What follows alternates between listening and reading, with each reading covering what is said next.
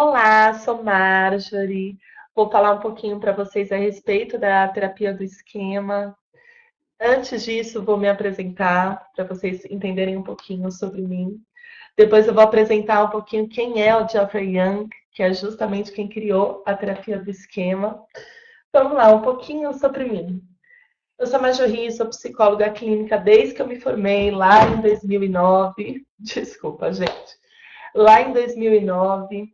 Então, peguei lá minha cartinha do CRP e já fui atender. Sou graduada pela São Marcos, sou especialista em psicopedagogia e também estou me especializando em TCC e formada em terapia focada no esquema, pelo CTCC.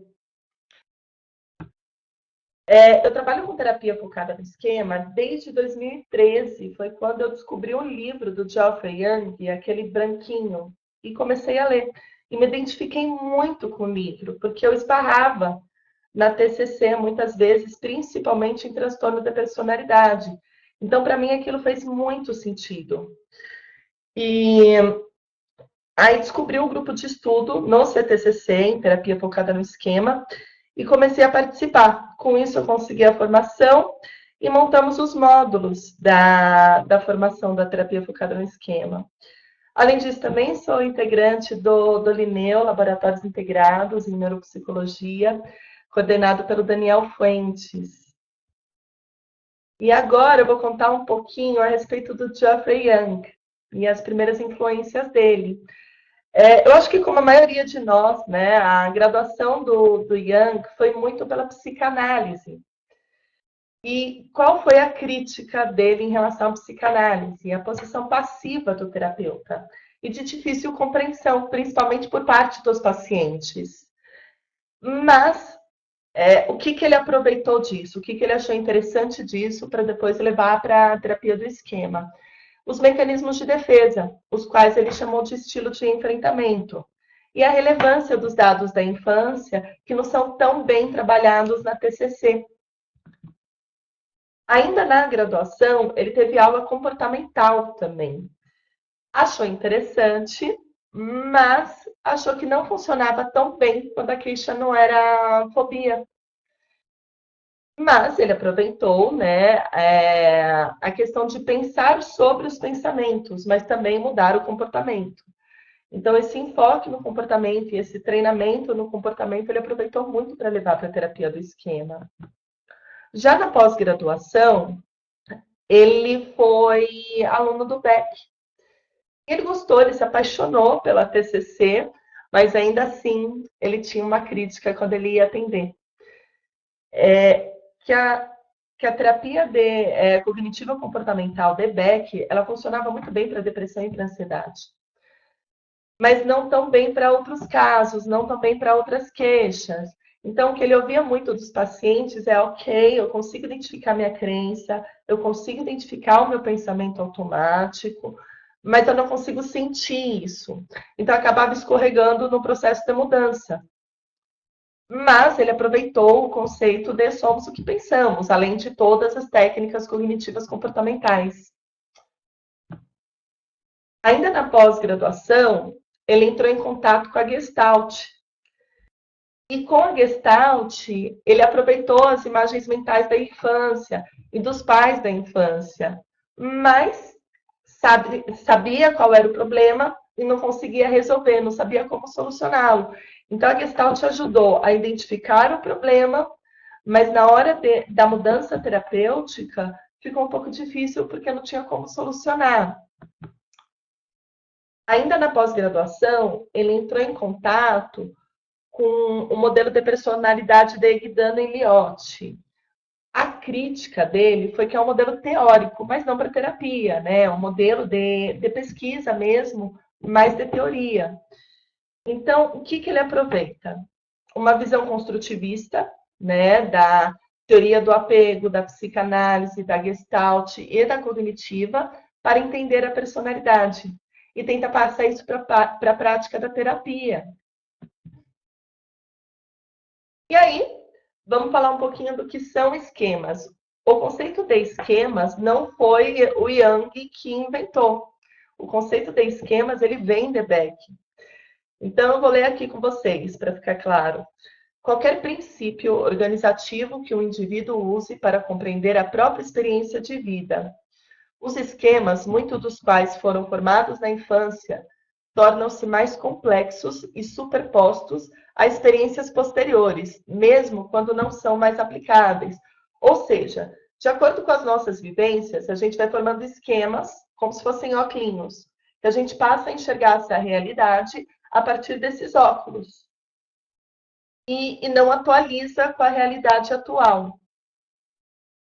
Mas, para Young, né, se desenvolve como resultado de experiências na infância, podendo estar fortemente relacionado a transtornos de personalidade, que foi justamente o maior foco dele na época que ele começou a desenvolver a terapia do esquema.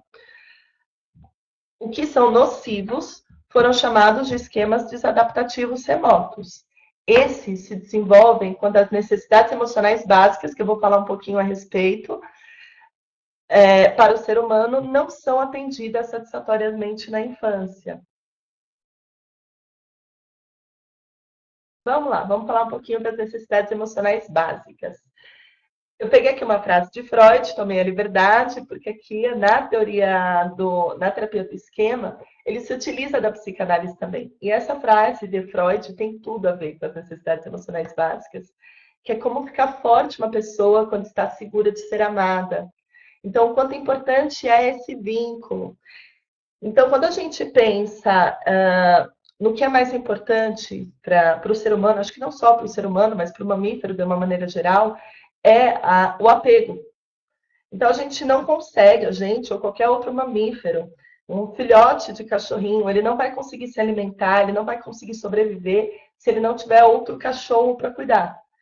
Então, qualquer mamífero precisa desse apego. O ser humano é o que mais precisa, né? É o que tem a infância mais longa.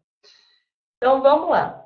Então, a primeira necessidade emocional básica, muito importante, é o vínculo seguro com outros indivíduos, fornecendo segurança, estabilidade, cuidado, aceitação. Outra necessidade emocional básica importante é a autonomia, competência e sentido de identidade. Outra é a liberdade de expressão, necessidades e emoções válidas. Eu vou falar um pouquinho sobre cada uma. Espontaneidade e lazer, e limites realistas e autocontrole. Vamos falar sobre cada uma agora. A necessidade de apego e pertencimento, essa é a mais importante, e quando isso é negligenciado, é muito, muito, muito comum a formação de transtornos de personalidade. Então, o que é a necessidade emocional básica de apego e pertencimento? É o sentimento de estar ligado às outras pessoas de maneira estável, duradoura, confiante, intimidade e integração de um grupo, se sentir fazendo parte de um grupo. A criança ela precisa de um ambiente familiar que inspire segurança, sem briga em excesso. Por que sem brigas em excesso? Porque é impossível um ambiente onde não exista brigas, né? Então, tá aí a importância de mostrar para uma criança que as brigas, os conflitos, eles podem existir, mas também existe a reparação, né? Existe o pedido de desculpa e existe a reconciliação. A criança ela precisa de amor e carinho dentro desse ambiente. É importante que os pais estimulem a criança a viver em grupo e confiar no grupo. Então, não adianta só eu mostrar para uma criança que o ambiente que ela está, aqui com os pais é seguro. Eu preciso passar isso para outros grupos também.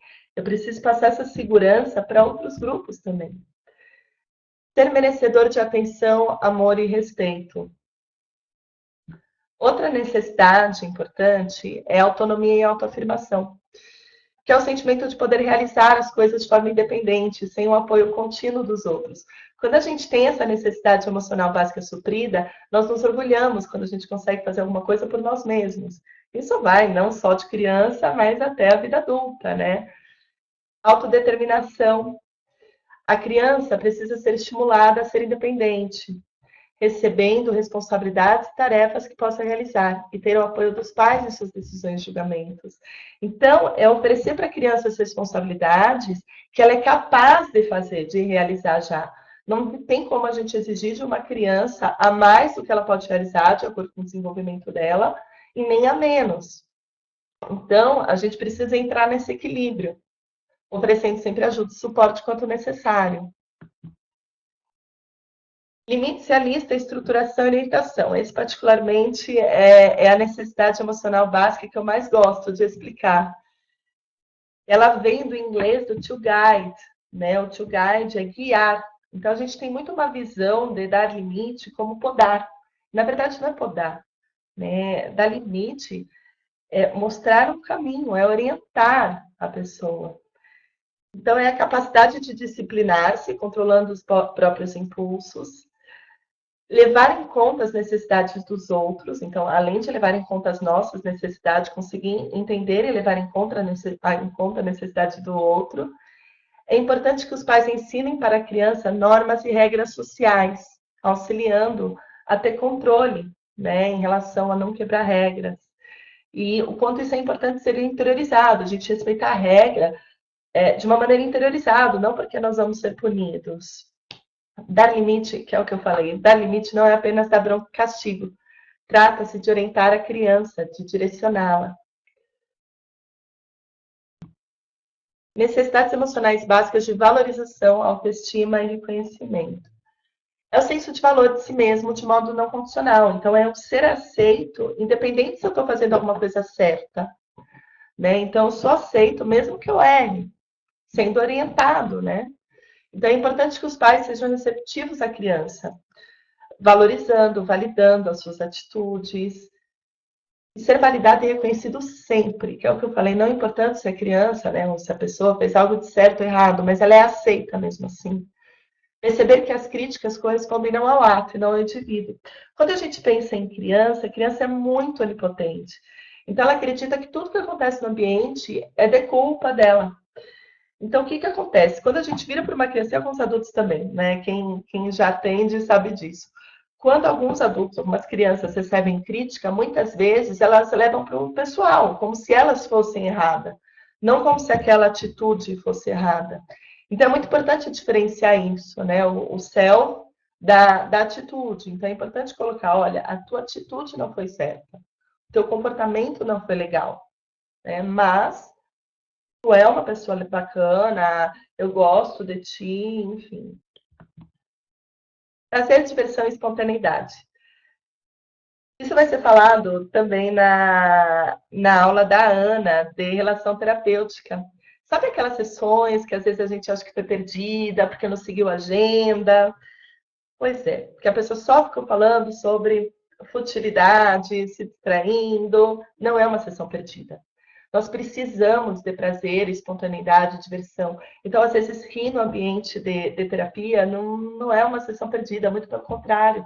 A gente está mostrando para o paciente que se divertir faz parte da vida. Então, é o senso de espontaneidade, liberdade de expressão. Então, se sentir à vontade para se colocar no ambiente, expressar de maneira segura, sem se preocupar em ser rejeitado. Se divertir faz parte da vida. É importante que os pais proporcionem espaço para a criança se expressar livremente e se divertir. Então, ter o momento do brincar e para o adulto ter o momento de se divertir, de ver a série do Netflix, de sair, jogar bilhar, enfim, de fazer alguma coisa que se divirta. Ah, outra coisa importante aqui, ainda falando das necessidades emocionais básicas.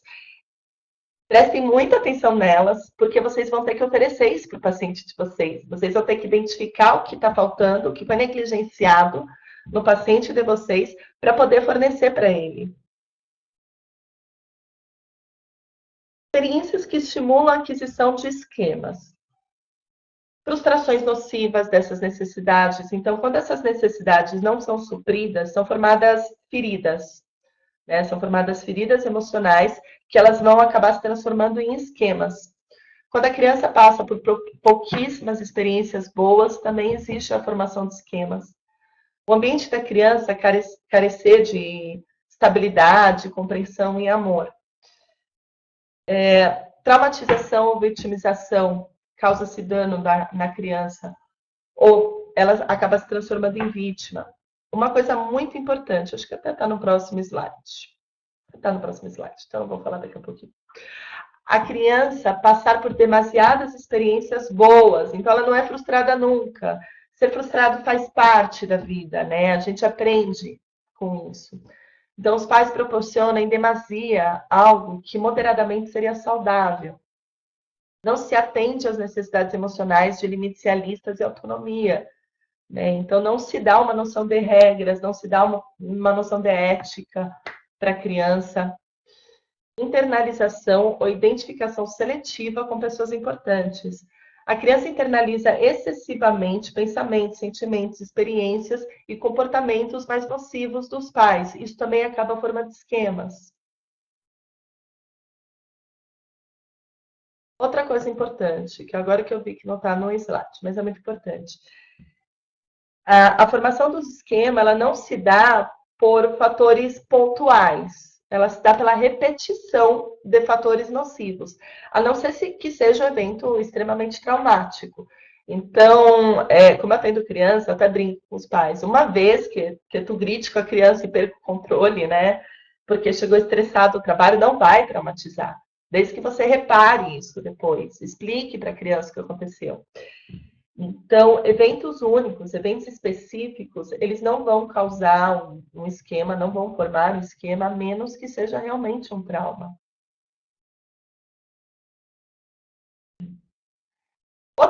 Lembra que eu falei que outra fonte que o Jung bebeu foi da teoria do apego, de Bowlby? Então, ela é extremamente importante para a terapia do esquema.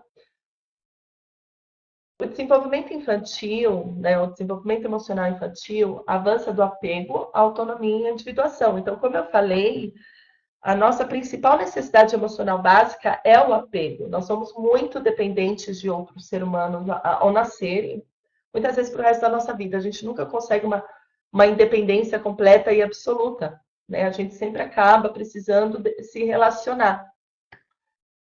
Então, é necessário que o cuidador, né, reconheça as necessidades de apego e, ao mesmo tempo, as necessidades de autonomia da criança, que é aquilo que eu falei de limites realistas, não, desculpe, da autonomia.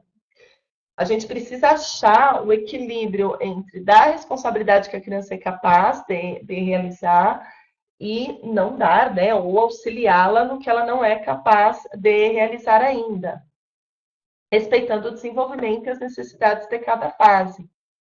O Yang incorporou as noções de terapia do apego e a base segura é o trabalho terapêutico e principalmente a reparação parental limitada, que será abordada de maneira mais profunda nos outros módulos. E ele trabalha, ele avalia qual é o estilo de apego do seu paciente também, para saber exatamente como proceder no processo, no terapêutico, né? Apego seguro, que é o ideal que a gente espera, né? A gente espera que o nosso paciente seja exatamente assim, mas pouquíssimos vêm assim. O apego seguro, o paciente, né, a pessoa, a criança, ela é capaz de explorar o ambiente estranho, pois se sente seguro. Então, alivia-se com a reunião. O que é alivia-se com a reunião? Foi feito experimentos com crianças pequenas para identificar quais tinham apego seguro e quais não. Então, o que aconteceu? Foram colocadas numa sala crianças com suas mães, e essas mães ficavam na sala interagindo com essa criança. Depois de tempo, essas mães saíam dessa sala e deixavam essa criança com uma pessoa estranha. E aí, o que se notou? Que a criança que tinha apego seguro, ela conseguia explorar o ambiente. Acho que é melhor falar desse experimento, para vocês entenderem melhor a teoria do apego. Ela explorava esse ambiente estranho, pois se sente segura na presença da mãe, então ela não ficava grudada na mãe o tempo inteiro. Quando a mãe saía, e depois de um tempo, quando ela voltava, a criança se aliviava com a reunião. Então, ela ia, abraçava a mãe, comemorava que a mãe estava lá perto, estava lá presente, e depois voltava a brincar. Então, ela se deixa consolar e demonstra desejo pelo cuidador, buscando quando precisa dele. E aí, vamos falar um pouco sobre os apegos não seguros. Percebeu-se que as crianças que tinham apego ansioso ou ambivalente, elas se desestabilizavam-se completamente na ausência do cuidador, chegando a ficar muito ansiosas. Na separação, a separação era vista como uma ameaça. Então, ela expressava a raiva, a angústia. O cuidador, geralmente, dessas crianças eram instáveis e imprevisíveis quando a gente avalia a história deles. Parece estar sempre insatisfeito. Então, mostrava que a criança, mesmo quando a mãe voltava para a sala, parecia que ela sempre estava insatisfeita, ela não conseguia se aliviar com o retorno. É uma mistura de amor e raiva que a criança sente e de quero e ignoro. E esse modelo de apego é muito comum, inclusive, em paciente borderline. Apego evitador. O apego evitador é o afastamento do cuidador, é ignorado. Então, quando a mãe se retirava da sala, a criança fingia que nada aconteceu, continuava lá fazendo as coisas dela. Não se esforça em manter um contato. Então, não é uma criança que busca contato.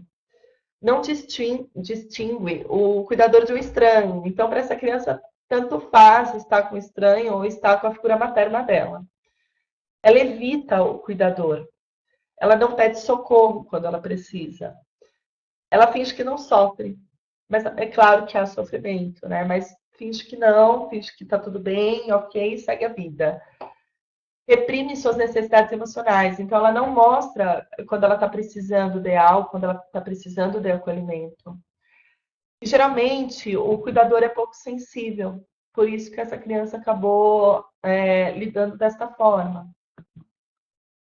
E o apego desorganizado, que ele foi estudado mais frequentemente, que é quando ocorre maus tratos. Então, a criança vai receber uma informação ambígua. A mesma pessoa que deveria estar cuidando dela, que deveria estar protegendo, a coloca numa situação de sofrimento, de angústia. Então, essa criança fica muito confusa, fica muito desconfiada. É muito difícil confiar no ambiente que, na verdade, deveria cuidar de ti e, na verdade, está te maltratando. E aí, por que que isso tudo é importante? Porque os nossos pacientes vão apresentar esses estilos de apego. E a maneira que ele apresenta esse estilo de apego é muito importante para a gente entender como é que a gente vai lidar com ele na relação terapêutica. O esquema, ele vai ser um conjunto, vai, relacionado ao temperamento, né? Então, que é inato na criança, as necessidades básicas emocionais não atendidas, fatores de risco que essa criança passa no decorrer da vida, fatores de proteção, que também são muito importantes, né? A gente geralmente tem um olhar muito forte para a patologia e acaba esquecendo de buscar o saudável do nosso paciente e quais são também os fatores de proteção que ele tem. Isso vai auxiliar muito no tratamento. E acontecimentos pontuais não formam esquema, como eu falei anteriormente, exceto por grandes traumas. O modelo de terapia focada no esquema, ele é um conceito muito antigo, tem 20 e poucos anos. Então, ele está em constante pesquisa, está super em vigência. Então, o que aconteceu? Lá quando Jung começou a desenvolver essa teoria, se dividia os esquemas de 5 domínios, que eram de acordo com as necessidades emocional básicas. Então, nós tínhamos os domínios de desconexão, rejeição, autonomia e desempenho prejudicados, limites prejudicados, direcionamento para o outro e supervigilância e inibição. Conforme pesquisas recentes, esses esquemas foram divididos em 4 domínios. E esses 4 domínios são de acordo com os estilos parentais. De acordo com as pesquisas que foram feitas principalmente em terapia do esquema com crianças. Então, os 4 domínios são desconexão e rejeição, autonomia e desempenho prejudicados, limites prejudicados e padrões de responsabilidades excessivas. Falar primeiro do domínio 1, né, de desconexão e rejeição. O domínio de desconexão e rejeição é uma sensação de que não é amado, não pertencimento, ideia de que não tem importância. Então, os esquemas desses domínios, as pessoas geralmente têm essas sensações. As necessidades afetivas não atendidas, geralmente é apego seguro, claro, amor, segurança, previsibilidade, cuidado, afeto, proteção, pertencimento ao ambiente familiar e social. Lembra que eu falei que é importante a criança não se sentir só pertencente no ambiente familiar, né, com as figuras paternas e maternas, mas também passar essa segurança para o ambiente social. Ausente de abuso e com abertura para espontaneidade, reconhecimento e respeito. Então, se a criança não teve essas necessidades atendidas, provavelmente ela vai desenvolver um esquema do primeiro domínio.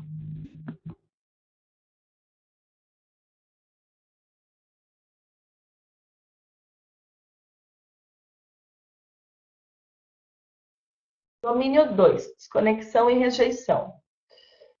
Fatores de proteção, geralmente. É a aceitação amorosa incondicional, recebendo afeto por quem é e não pelo que faz. Lembra que eu falei? É importante a pessoa ser validada pelo que ela é. Não se ela fez algo errado ou certo, mas ela sempre ser validada. Ausente de críticas em relação a si e disciplina realizada de forma afetiva, não de forma que poda ou de forma autoritária. A família típica geralmente é desconectada e distante da criança, com ausência de empatia, rejeitadoras, críticas e negligentes. Ai, gente, desculpa, eu falei como se fosse o domínio 2, mas na verdade continua o domínio 1. Então, voltando, vou fazer só um resuminho, tá? No domínio 1, de desconexão e rejeição, aqui estão as sensações, né? Que é não ser amado, não pertencimento, ideia de que não tem importância. Aqui estão as necessidades, deixa eu até passar aqui o mouse para vocês verem. As necessidades afetivas que não foram atendidas, tá? Então, que são essas daqui, que estão relacionadas lá às 5 necessidades emocionais básicas. Os fatores de proteção. Então, para eu não ter esses esquemas, desse domínio, eu preciso desses fatores de proteção, que é a aceitação amorosa incondicional, recebendo afeto por quem é e não pelo que faz, que é o que eu falei da validação sempre. Ausente de críticas em relação a si, disciplina realizada de forma afetiva, não de forma podando ou autoritária. Famílias típicas desse primeiro domínio. Desconectadas, distantes da criança, com ausência de empatia, rejeitadoras, críticas e negligentes. Agora sim. Domínio 2. Agora sim, o domínio 2. Autonomia e desempenho prejudicados. Dificuldade quanto a ser independente na vida cotidiana. Então, eu acredito que eu não sou capaz de realizar. Ser próspero em relação aos objetivos pessoais e de conseguir ser assertivo ao expressar seus sentimentos e necessidades. Então, eu não consigo expressar o que eu preciso, o que eu quero, para receber, né, essas necessidades emocionais básicas. Tente a perceber o mundo como perigoso, ocasionando medo de ser abandonado ou de ficar sozinho. Um transtorno muito, muito comum que tem esquemas do domínio 2 é transtorno de pânico. Necessidades afetivas não atendidas. Sentir-se capaz, competente, ter a oportunidade para desenvolver autonomia e possibilidade de escolhas. Então, quando a família acaba minando as escolhas da criança, isso acontece. Com desenvolvimento de fronteiras claras entre si e o outro. Né? Então, o que eu quero e o que o outro quer. Fatores de proteção do domínio 2. Família que fomenta a autoconfiança reforçadora quanto à conquista. Então, aplaudindo a criança quando ela consegue conquistar algo, validando isso, algo, né? Validando isso. Que propicie liberdade de escolha com senso realista quanto a perigos e dificuldades, e que permite a expressão de sentimentos e necessidades. Então, não é que aqui a pessoa vai sair por aí na vida achando que não existe risco, não é isso. A pessoa consegue enxergar riscos, consegue avaliá-los e ter coragem para combatê-los. A família típica, geralmente, de quem desenvolve esse domínio, esquemas desse domínio, são famílias superprotetoras, controladoras, que arruinam a confiança, falham no reconhecimento das conquistas, invadem a expressão de sentimentos e necessidades. No domínio 3, que são os limites prejudicados. É um déficit no limite interno, né? A regra, como eu falei, ela não vai vir de dentro. Geralmente, quando os pacientes estão aqui nos limites prejudicados, estão nesses esquemas, é muito comum a gente precisar fazer avaliação de consequências para ele em relação a quebrar limites, porque eles não interiorizaram isso. Então, déficit nos limites internos, no senso de responsabilidade com outras pessoas ou na orientação a objetivos de longo prazo. Aqui é muito comum o narcisista. Necessidades afetivas não atendidas. Receber direcionamento quanto à regulação emocional, regular as emoções afetivas e angustiante e aprender a lidar com as frustrações. Então, quando a gente pensa numa criança pequena, ela precisa ser regulada emocionalmente. Então, a gente precisa auxiliá-la, porque ela ainda não sabe. E quando a gente pensa em alguns adultos que a gente recebe no consultório, muitos deles também não conseguem. Então, é importante a gente realizar essa regulação emocional.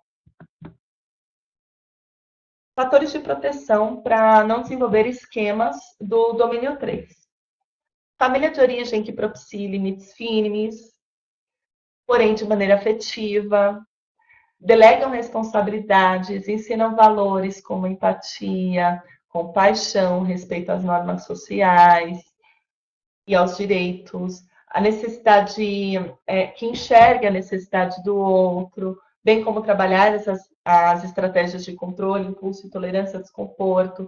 Então, aqui é importante mostrar para o paciente, né, despertar no paciente, e assim como os pais devem despertar na criança, a compaixão, né? Então, a responsabilidade por não machucar o outro.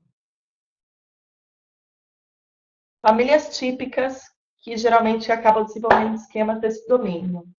Famílias permissivas, que não oferecem confrontação, nem disciplina, nem limites ou orientações, restrição de impulsos, respeito às normas sociais e adiamento das gratificações. Aqui é muito bacana a gente ver aquele vídeo do Marshmallow, eu não sei se vocês já tiveram contato, vale muito a pena, tem no YouTube, que é um vídeo que faz um experimento com crianças, coloca elas numa sala e falam para a criança o seguinte: olha, tem um marshmallow na mesa, se você conseguir não comer esse marshmallow, quando eu voltar, aí eu te dou 2 marshmallows. Então é muito interessante ver a dificuldade dessas crianças de esperar, né? Então, de acabar indo pela gratificação imediata. E essa pesquisa mostrou que as crianças que conseguem adiar a gratificação são bem mais sucedidas na vida. Então, vale a pena ver esse vídeo, é bem bacana. Se vocês colocarem no YouTube Experimento do Marshmallow, provavelmente vocês conseguem acessar.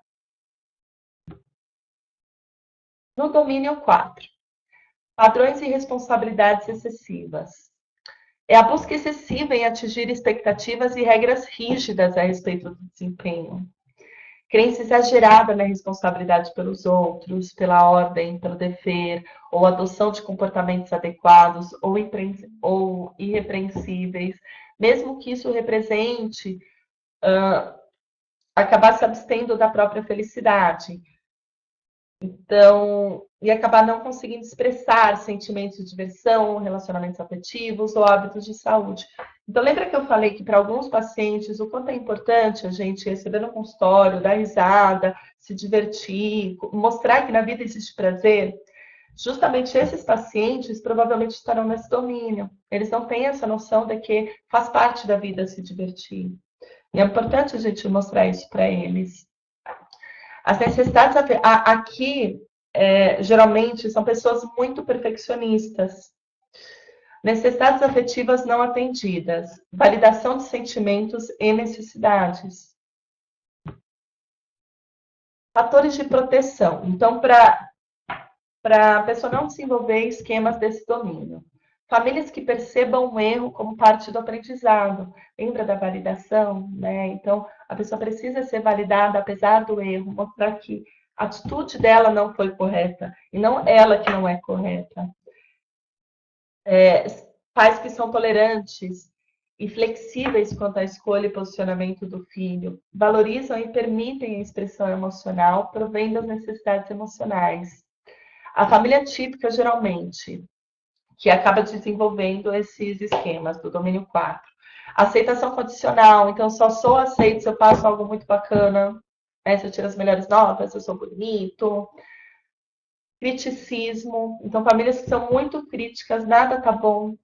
Punição em excesso, padrões elevados de exigência, expectativa de que a necessidade dos outros são mais importantes do que a nossa. Eu vou falar bem pouquinho, bem resumido mesmo, a respeito de cada um dos 18 esquemas. Vocês vão aprofundar isso nos outros módulos, tá? Então, no domínio 1, a gente vai ter o esquema de privação emocional. Então, o que acontece? Nesse esquema, eu não recebo, eu não acredito que eu sou capaz de receber afeto. E tem a expectativa de que não terá apoio emocional. Há 3 tipos de privação, né? O cuidado, de cuidados, ausência de atenção, afeto, carinho ou companheirismo, tem empatia, que é ausência de compreensão, escuta, compartilhamento mútuo de sentimentos, e de proteção, que é a ausência de força, direção e orientação por parte dos outros. Outro esquema desse domínio é o isolamento social e a alienação. No isolamento social, eu acredito que eu sempre serei isolado socialmente, como se eu tivesse alienado do grupo o tempo inteiro, como se eu não pertencesse ao grupo nenhum. Então, o sentimento de que se está sendo isolado, de que se é diferente das outras pessoas, ou não pertencente a nenhum grupo ou comunidade. Ainda do domínio 1, temos também a inibição emocional. Enquanto a privação emocional, eu não recebi afeto, né? Eu não acredito que eu sou capaz de receber afeto. Na inibição emocional, eu não sou capaz de expressar afeto. Lembrando que afeto é tudo que nos afeta. Então, aqui está embutido amor, raiva, medo, qualquer sentimento. Então, eu acredito que eu não consigo demonstrar emoções. Então, a inibição excessiva da ação, dos sentimentos, da comunicação espontânea, em geral, para evitar desaprovação alheia, sentimento de vergonha ou de perda do controle dos próprios impulsos. Então, eu acabo me contendo como se fosse uma parede, um coração de pedra, como se nada me atingisse, porque eu tenho medo de perder o controle. Ainda no domínio 1, nós vamos ter a defectividade vergonha, né? Lembrando que geralmente a vergonha ela vem de eu me sentir defeituoso. Então, o sentimento de que é falho, mal, né? Malvado, indesejado, inferiorizado ou inválido em aspectos importantes da vida. Ou de não merecer amor das pessoas importantes. Então, geralmente essas pessoas elas têm muita hipersensibilidade à crítica. Quando elas recebem a crítica, é como se fosse a validação do defeito que elas acreditam ter. O esquema de desconfiança abuso também está presente nesse domínio, que é a expectativa de que os outros irão nos machucar, abusar, humilhar, enganar, mentir, manipular ou aproveitar-se da gente. Então, eu fico o tempo inteiro desconfiado, né, das pessoas. Eu acho que sempre tem uma segunda intenção. Geralmente envolve a percepção de que o prejuízo é intencional, resultado de negligência injustificada. Então, eu não acredito que a pessoa fez sem querer, eu acredito que ela planejou mesmo prejudicar. Aqui, por que eu não coloquei número, né? Aqui no negativismo e pessimismo. Lembra que eu falei que está em processo de pesquisa ainda a questão dos domínios? Esse esquema de negativismo e pessimismo, ele, por enquanto, ele está aqui no domínio 1. De acordo com pesquisas, está aqui no domínio 1. Mas algumas pesquisas dizem que não. Então, vamos colocar aqui no domínio 1, porque a maioria das pesquisas dizem que ele está aqui, mas vamos ficar em alerta para ver se ele muda. O negativismo e pessimismo, ele é o foco generalizado que dura a vida inteira, geralmente, nos aspectos negativos da vida. Eu enxergo a vida como se tudo fosse errado. enquanto se minimiza ou negligencia os aspectos positivos ou otimistas. Então, geralmente, quando acontece alguma coisa bacana na vida dessas pessoas, ela fala, não, mas não foi mais que minha obrigação. Não, mas isso não é tão relevante assim. Costuma incluir uma expectativa de que algo vai dar muito errado. Então, elas sempre ficam esperando pelo pior. Envolve medo de cometer erros, que pode levar ao colapso. Essas pessoas elas têm muito medo de errar. E muitas vezes isso acaba minando a autonomia delas. No domínio 2, que é autonomia e desempenho prejudicados. Temos o esquema de dependência e incompetência. Então, eu acredito que eu sou incapaz de realizar tarefas, de lidar com o dia a dia e de arcar com responsabilidades cotidianas de forma competente e sem ajuda de ninguém. Então, eu acredito que eu sempre vou precisar do outro para desenvolver algo. Com frequência, apresenta-se como desamparo. Então, eu acredito que eu sempre vou precisar de mais do outro, que eu não sou capaz de realizar sozinha. Fracasso é outro esquema, que é a crença de que se fracassou, que fracassará inevitavelmente, ou de que é inadequado em relação aos colegas e conquistas. Então, eu acredito que eu não importa o que eu vou fazer, eu vou acabar fracassando. Aqui eu acho até bacana falar de um paciente que eu tive que na história inteira da vida escolar dele foi muito mal em matemática. E os pais dele são engenheiros e ele resolveu fazer engenharia. E parece um viés confirmatório, né? Porque era uma matéria que ele não se dava bem, acaba fazendo engenharia, ele não tem sucesso na carreira. E ele fala que a empresa não vai ficar para ele, porque ele sempre fracassa nos projetos, e ele não consegue enxergar que ele é bom em outras áreas, porque ele acredita que ele sempre vai fracassar. Ainda no domínio 2, temos a subjugação, que é a submissão excessiva ao controle dos outros, por sentir-se coagido, com medo, submetendo-se para evitar a raiva, a retaliação ou abandono. Então, acaba me subjugando ao outro por medo de brigarem comigo, de me abandonarem. Envolve a percepção de que os próprios desejos e necessidades não são válidos ou importantes para os outros. Costuma levar ao aumento da raiva, porque o que acontece?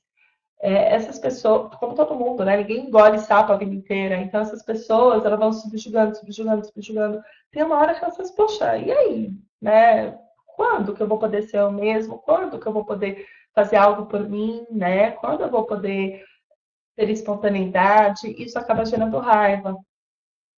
E geralmente é aí que elas nos procuram na terapia. Ainda no domínio 2, abandono e instabilidade, que é a percepção de que os outros com quem poderia se relacionar são instáveis e indignos de confiança. Então, eu acredito que sempre que eu for me relacionar, eu vou acabar sendo abandonado. E se eu resignar esse esquema, usando aí os estilos de enfrentamento, que a gente vai falar um pouquinho mais adiante, se eu resignar esse esquema, eu vou acabar buscando sempre pessoas que vão me abandonar, que não vão levar um relacionamento a sério. Emaranhamento e self-subdesenvolvido. É um envolvimento emocional e intimidade em excesso com uma ou mais pessoas importantes, dificultando a individualização integral. Então, essas pessoas, elas se sentem como se tivessem sem personalidade. Então, elas acabam sendo emaranhadas a outras. Pode envolver o sentimento de ser sufocado ou fundido com outro. Pode ser vivenciado como vazio, fracasso, questionando a própria existência em casos extremos.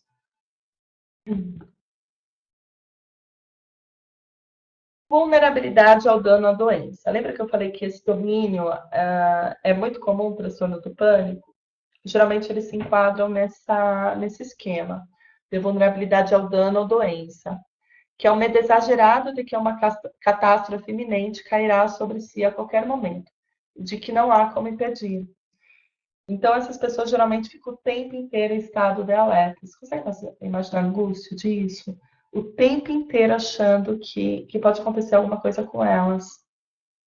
O medo pode se dirigir à saúde, pode ser emocional, né? Medo de perder o controle, ou a catástrofe externa.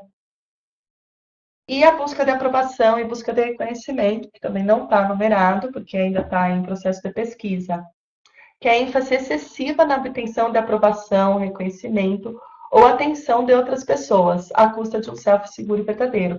Então, são pessoas que elas só existem se elas forem reconhecidas por outras. Então, elas buscam o tempo inteiro essa aprovação para se sentir existentes. Com frequência, resulta em decisões não autênticas nem satisfatórias, ou hipersensibilidade à rejeição. Quando essas pessoas são rejeitadas, elas ficam com um sentimento de abandono muito grande. Porque, como eu falei antes, a aprovação para elas é de extrema importância. No domínio 3, que são os limites prejudicados. Temos o autocontrole, a autodisciplina insuficiente, né, que é a dificuldade ou a recusa em exercer o autocontrole, e baixa tolerância à frustração. Então, pensa lá no vídeo do marshmallow que eu falei, só que adultos. ênfase exagerada na evitação do desconforto, evitando dor, conflito, confrontação, responsabilidade, a custo da realização pessoal, comprometimento ou integridade. Então, aqui vamos pensar geralmente em pessoas que acabam comprando compulsivamente, ou se não, que acabam agindo de maneira impulsiva, não conseguem se controlar, não conseguem se conter. Ainda dentro dos limites prejudicados, nós temos também o arrogo e a grandiosidade, que é a crença de que se é superior aos outros, de que não tem direito, de que tem direitos e privilégios especiais em relação aos outros, ou que você não está sujeito a regras que os outros estão. Envolve a insistência de que deveria fazer tudo o que se queira, independente da realidade. Então, são pessoas bem mimadas. Eu quero fazer assim e pronto. O problema dos outros não concordam. Às vezes inclui competitividade excessiva ou a dominação em relação aos outros. O narcisista, geralmente, eles estão aqui. E no domínio 4, que são padrões, e aqui está três responsabilidades, mas são responsabilidades excessivas. Foi um erro de digitação, peço desculpas. Autossacrifício, que tem um foco excessivo no cumprimento voluntário das necessidades das outras pessoas. Então, eu estou sempre disposto a querer ajudar o outro, às vezes passando por cima de mim mesma. As razões mais comuns são não causar o sofrimento ao outro, evitar culpa por sentir-se egoísta, ou manter a conexão com os outros percebidos como carente. Às vezes leva a uma sensação de que as próprias necessidades não estão sendo atendidas. Eu acabo fazendo tudo pelo outro, acabo não expressando o que eu preciso, porque eu me coloco em segundo lugar, e aí eu fico ressentida porque ninguém faz nada por mim. E acabo tendo a sensação de que eu não estou sendo cuidada. O esquema de padrões inflexíveis e postura crítica exagerada é a crença de que se deve fazer um grande esforço para atingir elevados padrões que eu tenho dentro de mim, de comportamento ou desempenho, para evitar críticas, geralmente. Costuma resultar em sentimentos de pressão ou dificuldade de relaxar. Então, o workaholic é muito comum aqui, né? De buscar sempre a perfeição. Envolve prejuízo do prazer, do relaxamento, da saúde, da autoestima e a sensação de realização de relacionamentos não satisfatórios, porque eu estou sempre em busca da perfeição, não só em relação a mim, né, mas em relação ao outro também. E a postura punitiva, que também está em fase de pesquisa, que é a crença de que as pessoas, mesmo eu, né, devo ser punido por tudo que eu faço de errado, com severidade quando comete erro, né?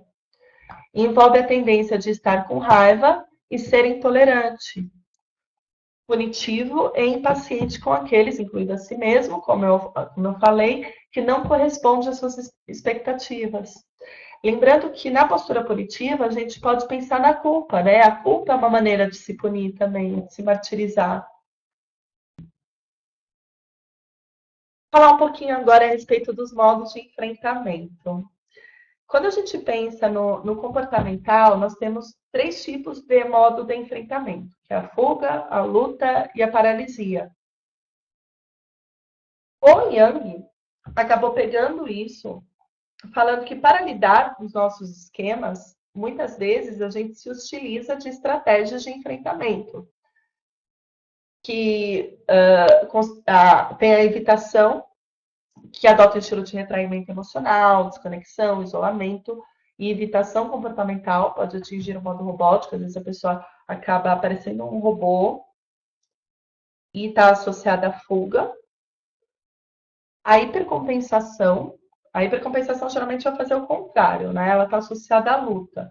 Então, é um estilo de enfrentamento caracterizado por contra-ataque e controle, pode hipercompensar por meios indiretos, como o trabalho excessivo, ou de repente o perfeccionismo, que às vezes aparece como adaptativo. O bullying está associado aqui à hipercompensação também. E a resignação, que adota enfrentamento baseado na obediência e dependência. Aqui, geralmente, a obediência e a dependência do próprio esquema.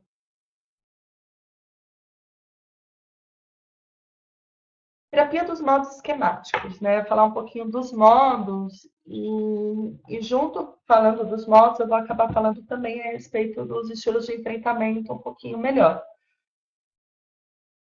O Yang, além de desenvolver esses 18 esquemas, né, além de pesquisar esses 18 esquemas, ele acabou percebendo que para alguns pacientes com transtorno de personalidade narcisista e borderline, a terapia do esquema ela não foi tão útil, porque eles tinham quase todos os esquemas.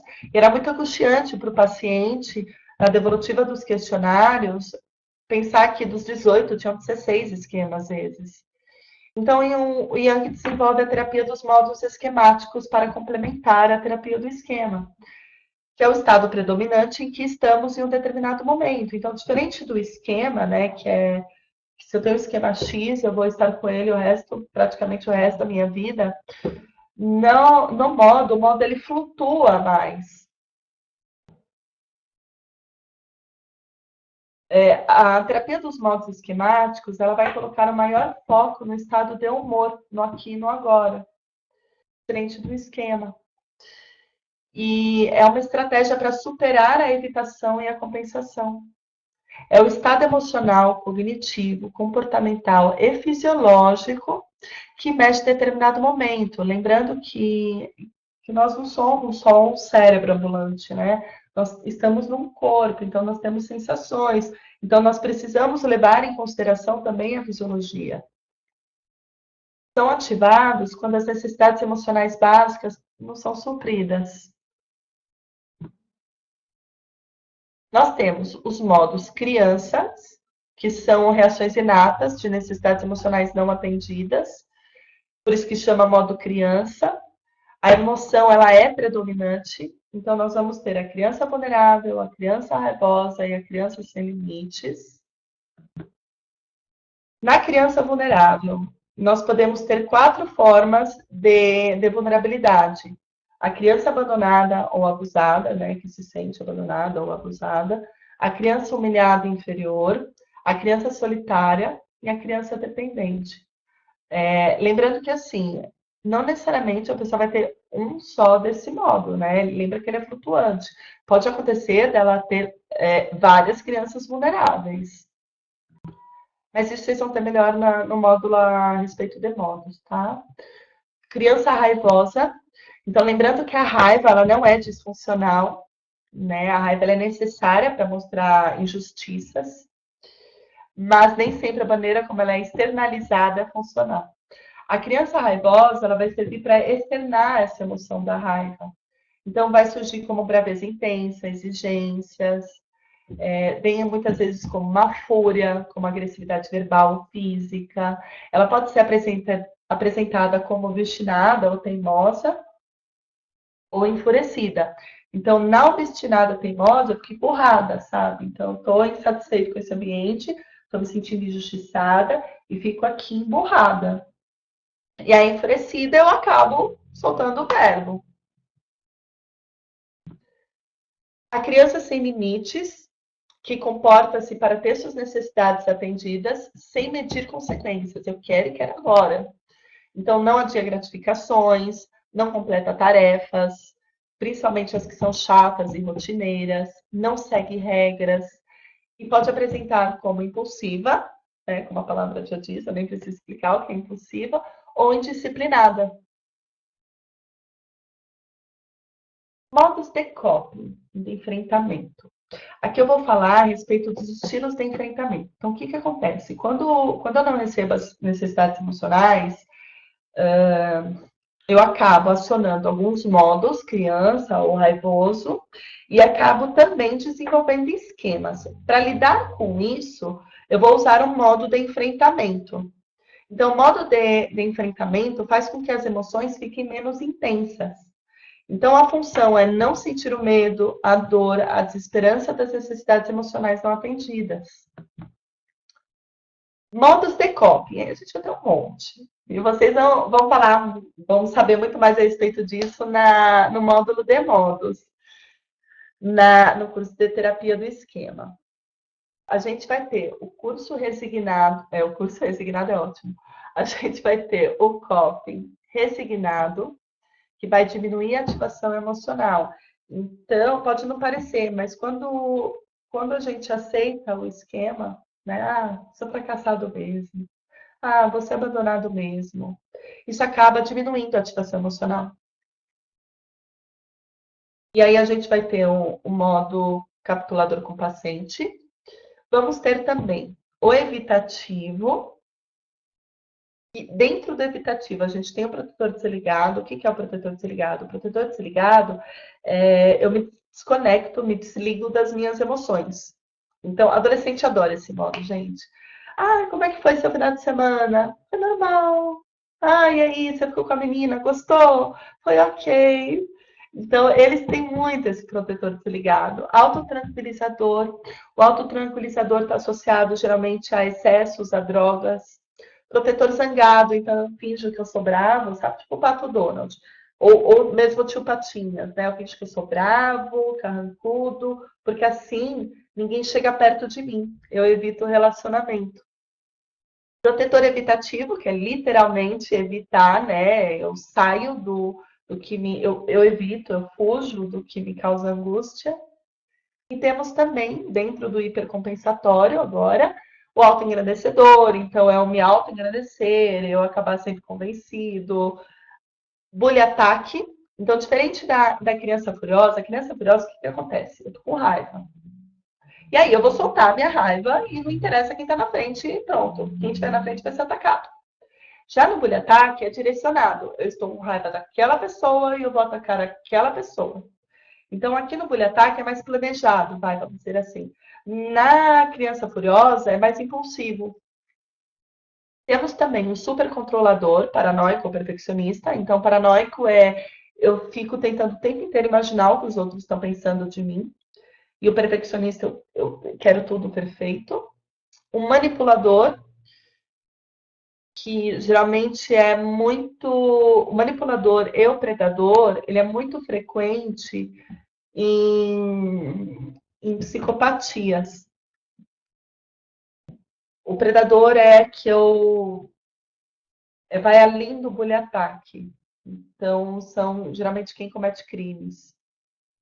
E o buscador de atenção, que geralmente está muito associado ao esquema de busca de reconhecimento, busca de aprovação. Então, eu estou o tempo inteiro me colocando no centro das atenções. Aqui, para ficar claro, eu vou dar um exemplo. O que é resignado, o que é evitativo, o que é hipercompensatório. Vamos pensar que alguém vai prestar o vestibular. Né? Alguém quer passar lá no curso de psicologia. Se eu tenho um esquema de fracasso, por exemplo, se eu resignar esse esquema de fracasso, eu não vou estudar e vou lá prestar a prova, porque é para fracassar. Ah, eu nem vou estudar, porque eu vou fracassar mesmo. Então, aí eu resignei. Eu evitar, como eu tenho medo de fracassar, eu nem vou me inscrever no vestibular. E o hipercompensar, eu vou me matar de estudar exaustivamente para compensar o meu esquema de fracasso. E muitas vezes eu chego na prova e me dá um branco, eu chego na prova e fico muito nervoso. Eu acho que assim fica mais claro, né, com exemplo. E modos pais disfuncionais. Eu, particularmente, não gosto da palavra pais. Eu prefiro usar a palavra vozes para os pacientes, porque eu não gosto de atacar os pais. Mas é que elas vêm de pais internalizados, por isso esse nome. Então, nós temos, de acordo comigo, né, a voz punitiva crítica, Acho que é porque eu trabalho com criança, então eu acabo usando muito mais voz do que pais, porque não dá para atacar os pais da criança, porque elas dependem dele, né? Então, modo punitivo crítico, que vai punir por expressar as necessidades, sentimentos ou cometer erros. Então, geralmente, vai acabar sentindo ódio de si mesmo, vai ter muita autocrítica. E o comportamento para suicídio é muito comum quando o paciente aciona o modo punitivo crítico. E o demandante crítico. O demandante crítico, ele é muito tem o quê? Tenho que fazer tal coisa, tenho que ser perfeito, tenho que ser o melhor. Então, ele cobra para fazer tudo correto e perfeito, melhor do que os outros, na maioria das vezes. Geralmente, ele acaba causando ansiedade, cansaço, culpa. Eu lembro que eu estava trabalhando com um paciente meu que ele tinha muito esse modo. E geralmente eu pergunto: se esse modo fosse uma pessoa, como é que ele seria? Que cara ele teria? Como ele falaria? O que ele diria? Aí ele falou assim: tem a cara de cansado. Então, cansa o tempo inteiro ficar se demandando. E os modos saudáveis, né? Que o desafio da terapia do esquema é justamente fortalecer esses modos. Então, para o adulto, nós temos o adulto saudável, temos a criança esperta e temos a criança feliz, que eu vou explicar um pouquinho a respeito de cada um. Aqui já foi. Então, vou explicar aqui. O adulto saudável. O adulto saudável, eu me sinto capaz de realizar. Então, me sinto capaz de realizar problemas, me sinto capaz de lidar com as minhas próprias emoções. A criança esperta é o adulto saudável, só que para criança. Então, quando a gente trabalha com criança, a gente utiliza, ao invés de adulto saudável, criança esperta. A criança feliz é quando minhas necessidades emocionais foram satisfeitas. Então, eu me sinto em paz, me sinto feliz, me sinto aconchegado, acolhido.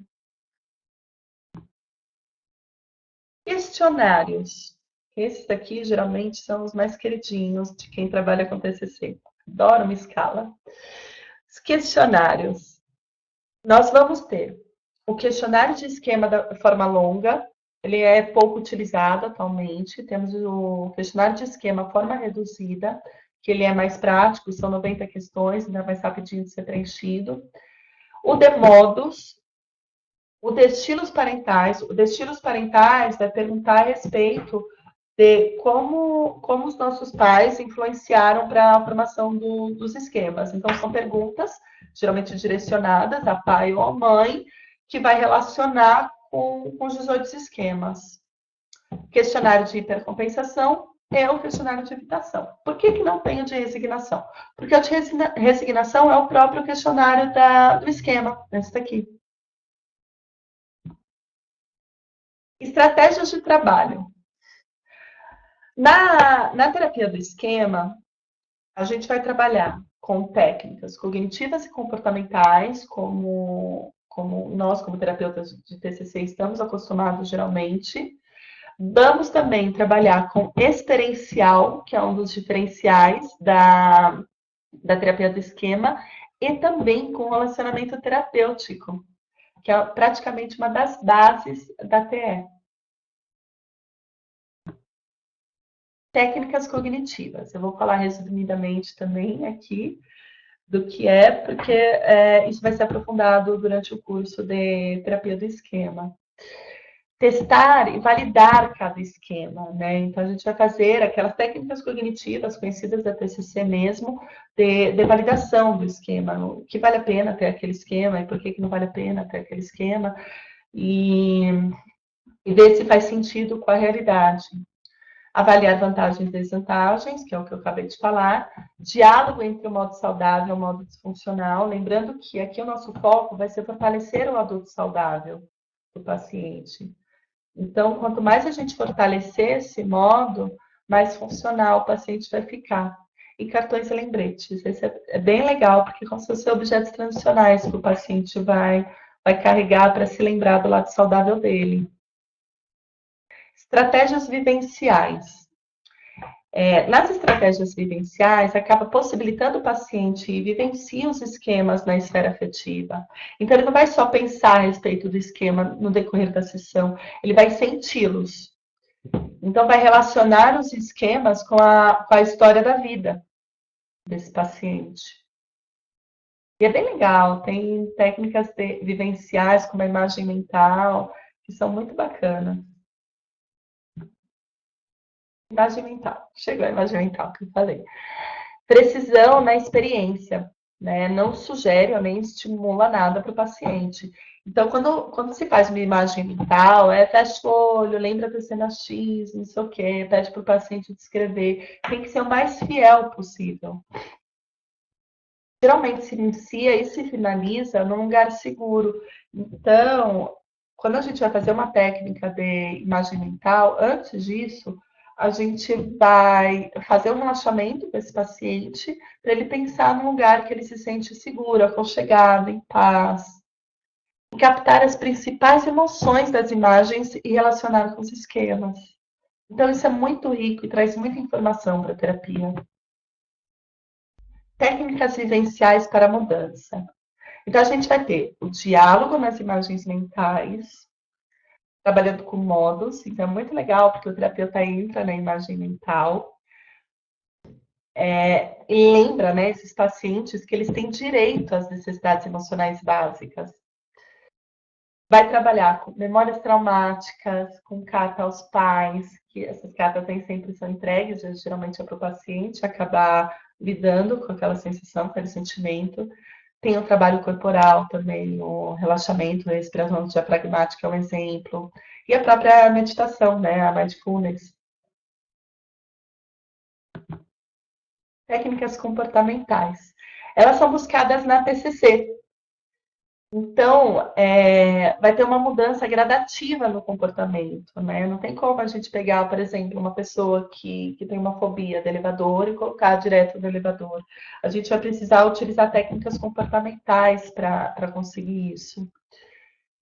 Vai trabalhar também com a motivação para a mudança. Conforme essa pessoa ela vai vendo que ela vai tendo sucesso, ela vai se motivando mais para a terapia. Vai trabalhar também com vantagens e desvantagens de manter o comportamento. Nós também trabalhamos com roleplay, que também é muito funcional. E a tarefa de casa, comportamental, conhecida da TCC, e o diálogo entre o modo protetor desligado, que é aquele modo não sinto nada, e o modo saudável. Então, vai ver quais são os benefícios, os malefícios de acionar o modo protetor desligado. Porque todos os modos de coping têm benefícios, senão a gente não precisaria deles, né? Então, geralmente, os pacientes têm um carinho por esses modos. Posicionamento do terapeuta. Aqui é muito legal, porque é diferente da TCC e é diferente da psicanálise. Então, a postura pessoal é inteira do terapeuta, sabe? Ele está lá por inteiro, sem parecer perfeito. Então, a gente se coloca muito na sessão de uma maneira que seja terapêutica, sendo sincero, sendo genuíno. Então, a gente se utiliza da transferência. Diferente, por exemplo, da psicanálise, que tem uma posição mais neutra, mais passiva, né? Aqui não, a gente se utiliza da transferência de uma maneira ativa. Nós temos o tempo inteiro, claro, como qualquer outro terapeuta, uma postura empática. E a gente confronta de modo empático também, né? Quando a gente faz o debate socrático, a gente tem que fazer de modo empático para não agredir o paciente. E a reparação parental limitada, que é fornecer para o paciente o que ele não recebeu na história de vida dele. Então, quais são os objetivos da terapia focada no esquema? Enfraquecer ao máximo os esquemas, reforçando o lado sadio do indivíduo, olhando para esse lado, que muitas vezes a gente acaba esquecendo, por meio da relação terapêutica, ajudar o paciente a deixar de usar o estilo de coping, estilo de enfrentamento, desadaptativo, e voltar a entrar em contato com os seus sentimentos verdadeiros, entrar em contato com a criança vulnerável. Eu só consigo entender o que eu realmente preciso quando eu entro em contato com a minha vulnerabilidade. Fugir dos modos de esquemas autodestrutivos, que são as vozes demandante crítica e as vozes punitivas, e dar-se conta das necessidades emocionais, perceber essas necessidades emocionais. É isso, gente. Espero que tenham gostado. Eu coloquei aqui as referências que eu usei, né, no decorrer desses slides. Então, temos aqui alguns autores, além do Yang, né, que é o mestre. E eu espero que vocês tenham aproveitado. Muito obrigada.